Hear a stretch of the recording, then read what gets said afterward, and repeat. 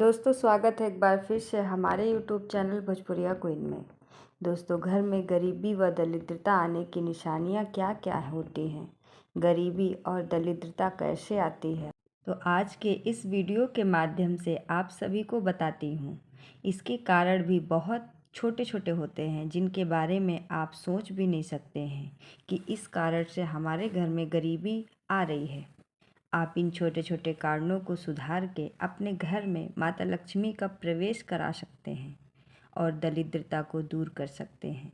तो आइए दोस्तों जानते हैं क्या क्या है गरीबी आने की असली वजह या कहें तो असली कारण क्या है। तो सबसे पहले आप जान लीजिए कि गरीबी होती क्या है। गरीबी उस समस्या को कहते हैं जिसमें मनुष्य अपनी समस्याओं को जैसे रोटी, कपड़ा, मकान, बच्चों की शिक्षा और अपने शौक पूरे नहीं कर पाता है।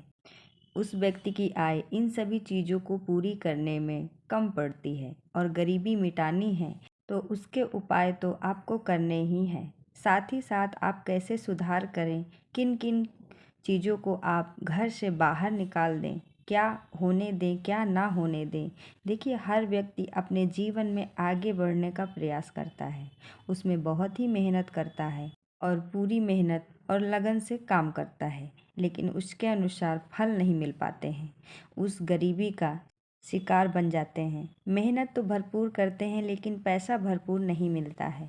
तो आइए ध्यान से सुनते हैं। सबसे पहले तो आप रात के समय में खाना खाने के पश्चात समय से सो जाएं और सुबह उठते ही सूरज को यानी सूर्य को प्रणाम जरूर ही करें। कई लोग ऐसा नहीं करते हैं लेकिन यही गरीबी का सबसे बड़ा कारण होता है। और दोस्तों अगर आपके घर में तुलसी का पौधा लगा हुआ है, अगर वह सूख जाए तो उसे तुरंत ही हटा दें। तुलसी माता लक्ष्मी का स्वरूप है और अगर लक्ष्मी जी सूख रही हैं तो उसे पानी डालिए और अगर सूख चुकी हैं तो नदी में जाके विसर्जित कर दीजिए, नहीं तो तुलसी माता आपको श्राप भी दे सकती हैं। अगला है काली चींटियाँ। काली चींटियाँ आपके घर में या किचन में खाने पीने का पदार्थ, नमकीन या मीठा कुछ भी पड़ा रहता है तो वो तुरंत साफ सफाई कर दीजिए, नहीं तो घर में काली चींटियाँ हो जाएंगी और काली चींटियाँ होना सबसे बड़ा बुरे समय की तरफ इशारा देती हैं। काली चींटी सबसे बड़ा बुरा समय लाती हैं। दोस्तों घर में लगे पौधे हमेशा हरे भरे होने चाहिए। और दोस्तों सबसे बड़ी बात यह है कि आपके घर में लगे पौधे कांटेदार नहीं होने चाहिए। कांटेदार पौधे बिल्कुल अपने घर से हटा दीजिए, क्योंकि कांटेदार पौधे का अर्थ है कर्ज। इससे आपके घर में कर्ज बढ़ता है, कर्ज बढ़ता ही चला जाता है। इसीलिए कांटेदार पौधे लगाने की गलती आपने की है तो उसे तुरंत सुधारिए। और दोस्तों अगला जो कारण है वो है झाड़ू। झाड़ू अगर आपके घर में टूटी फूटी है, आप उसे इस्तेमाल नहीं कर रहे हैं तो ऐसे झाड़ू का आप घर से तुरंत ही हटा दीजिए। झाड़ू अगर पड़ी है, सड़ रही है, गल रही है, घर पर कहीं पर फेंकी हुई है, कूड़े करकट में डालकर छोड़ दी है लेकिन उसे फेंक नहीं रहे हैं, तो ऐसे झाड़ू को तुरंत हटाइए या फिर विसर्जित कर दीजिए। झाड़ू माता लक्ष्मी का प्रतीक मानी गई हैं। ऐसी टूटी फूटी झाड़ू को घर में रख कर दरिद्रता को न्योता देना बिल्कुल भी न दीजिए।